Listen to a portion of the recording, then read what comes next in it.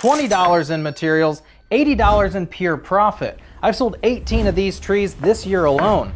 Pretty soon, you're gonna see a new miter saw sitting there. Just in case the algorithm's not doing its job properly, I'm dropping 2 videos this weekend. This guy with all its crazy funky angles, and this guy. Well, how do we get it to look like that? I'm tired of content creators hiding their plans and angles and all these fun facts that they know just so they can make a quick buck off of you. Free plans at the website, who'sthevoss.com. This build can be completed using cedar pickets or a 1x6x8. I provide the plans for both. I'm appalled that nobody has corrected me yet, but I've been saying that 31.6 was a common rafter size, and it's not. Your miter saw locks into 22.5 because that's the angle you need to create an octagon, and it locks into 31.6, and that's how you make crown molding. Start by cutting the end of the board off to create our angle. Then we're going to flip our board over so that our angles are like this and not like this. And measuring from the longest edge of our board, make a cut at 32 inches. Then make a cut at 28 inches and another cut at 8 inches. And kind of repeat this same process for board 2. Cut the end to make the angle, 24-inch piece, 20-inch piece, 16-inch piece. And that little 4-inch piece at the end, it's not going to cut into this edge of our board. It's going to cut into this angle. It's going to be a real cute little piece. And hey, since we've got a good amount of scrap and we know how to cut these little triangles now, I'm going to go make a quick $15,000. Yes, I've watched that video. 13, 14, 15. I mean, it's not a bad video. I've just got questions. This is for you.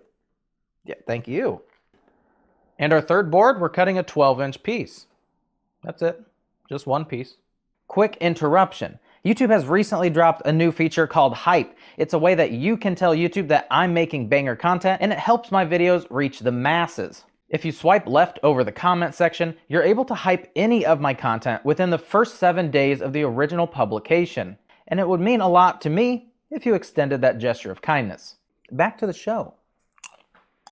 This is going to be the back, the spine, the trunk of our tree, whatever you want to call it. And instead of just showing you a bunch of cutting videos, you're going to be scratching your heads. So all that this is, a 48-inch 2x4 cut at 22.5 degrees, 90 degrees. This board, a 2x4 cut at 15 degrees, 22.5 degree angle, 90 degree angle. This guy, he's a thinner little piece of furring strip, whatever you want to use, 1.5 inch, 1 inch thick material. It's not as thick as our 2x4, it's half the thickness. He's cut at 45 degrees and 90 degrees. And this gives us the support for our spine. With mine, I am using pocket holes, Craig screws, however you want to pronounce them. I put 2 just going into here. Notice they're not centered because I don't want it to blow out this small corner. Same with this. I kind of hugged it towards the inside of our curve. That way it doesn't poke through or split out this spot. A little bit of glue, put them all together. When you're putting this together, I just put 1 extra piece of stock underneath, and that makes this perfectly flush with the top because 2 thicknesses of this equals this. And we're going to assemble this tree from the front because I'm nailing and gluing these boards to these boards. So I just wanted to show you guys, I start with this board. He's the holy grail of the tree pieces. I don't know what this is. And that's because this joint is centered, it is aligned with it, and I know that's where I need to start. If I started at the bottom and I accidentally put them too far down, it's going to mess everything up. If I put it too high, it's going to mess everything up. If I start at this end, these aren't touching. These are just continuations. This guy, he's the important one. And when I do this one, this guy is also going to land there. These joints don't have to be super strong because they're going to have nails and glue, and this board is going to help support them and keep them together.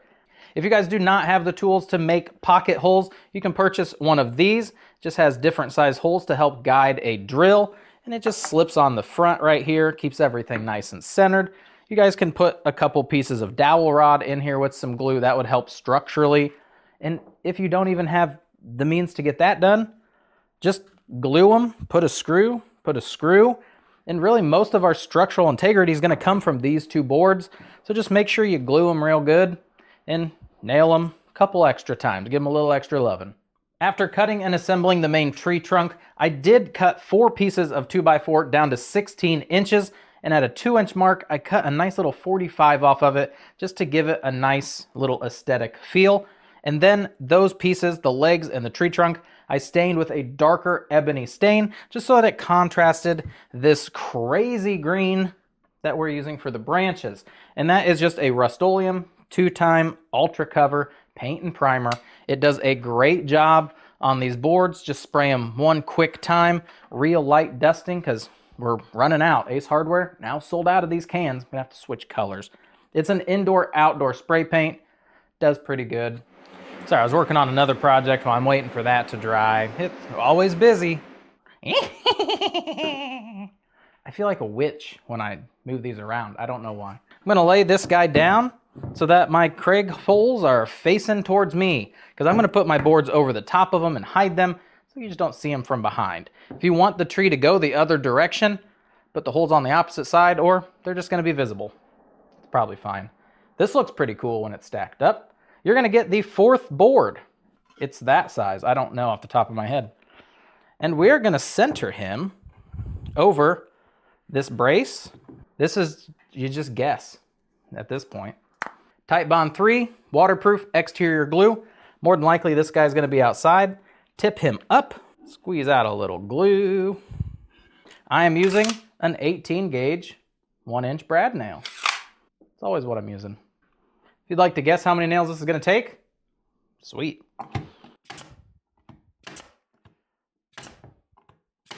Just wanna avoid that spot. I know there's some screws in there. I don't wanna ping off of them. It's not a fun time. Working our way down the tree, I'm gonna take our next largest piece. I'm gonna line that inside corner up where it's doing our arch. I'm gonna take this little guy and I'm gonna put him on the corner here till they touch. That's my spacer board. If I put them on last, might as well use them. All right, dip them up, little glue. Retouch these corners. If you wanna recheck this, you can. Couple nails. And we're gonna continue this until we reach the bottom of the tree. This last board, I want it to be square with the bottom. And generally when I line this corner up, I don't make sure he's centered, but that's center. I don't know, they just line up. Little glue. Just like so.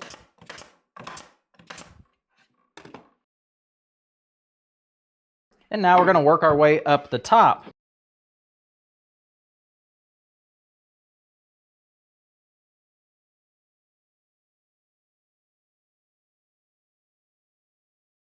And this guy is pointing almost at 90 degrees from where our trunk is. Anybody guess that many nails? Dang. To attach our legs, I'm just going around the base in a pinwheel pattern, starting with the larger faces of the board. So I'm gonna screw this guy on, flip him over, screw that back side on, then I can attach the sides because it's gonna give me more space for those sideboards and a little bit more space for some glue. And to answer the age-old question, yes, painting and staining your material before you do the glue up significantly reduces the glue's hold power because you've already filled in all those little pores of the wood with stain and paint. So not as strong, still pretty strong, just not as much. I also added an extra board just so it keeps this board from falling just straight over. Get out of here. We've talked about it. We're not doing one of these. That we have a nail counter. Talking profitability, 3 pickets for $3.28, 2 2x4x8s for $3.55. That little scrap piece of 1x material. I've been using scraps from my bins. I didn't calculate that into any of these. If you buy a 1x piece of material or if you're buying those furring strips, they're pretty cheap. Add that in.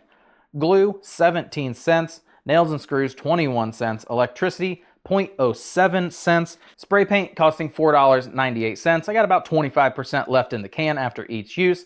So every 4 trees, I don't have to pay for any spray paint. And blade usage is 1 penny. Now, I want to make sure this information is crossed over is a gentleman did ask me. I haven't answered him yet, so we're putting it in both videos. I don't calculate my saw usage. You can have a depreciation for up to 5 years on your IRS taxes if you're filing as a business. Just, you need the saw, you own it, there's no primitive maintenance. This guy, good job, it went down. Your saw blade is maintenance, it is replaced, so it's something that you can calculate cost per build. Now, my blades, just a Spider 80 tooth blade, I bought them at Lowe's. They're 48 bucks a pop. One for that one for this one. They're both 10 inch. It's great when I'm buying blades. I use them for about 6 months. So 6 months to a year, that's about how long your blades are gonna last. Maybe a little longer if you're not using them as much. So I replace mine every 6 months. I do it in January, I do it in July, and that's after the heavy seasons of planter boxes and Christmas. So then I get a new blade and it's nice. $48 divided by that 180 takes me about 26 cents per day, I know, for our saw blades. If you're thinking that how many hours are in a day, it takes me 1 hour for this, that equivalates to about 1 penny. And I'm not really cutting on it all that time, so it's probably even less than a penny. Cedar's very porous, not cutting anything hard, not cutting any treated lumber, that's bad on them. Hardwoods, that's a little harder on them. So it cost me $22.38 for the build. This guy is selling for $90 because this guy is selling for $100. This guy takes a lot more lumber, a lot more time. This guy, within 30 minutes, I can get one knocked out. I feel like 90 is honestly too sharp, but they're selling at 90, so I'm leaving it alone. They're selling at 90. Cool. Might drop the price in a week or two, but that's what I'm at. 30-minute build. $67.62 is your take-home profit. Takes me about 30 minutes to build one of these. So for this tree alone, you're making $135.24 per hour in the shop. Bravo. Bravo.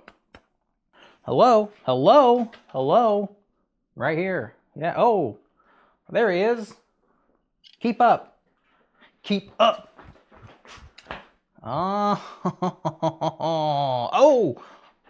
All right. Do better.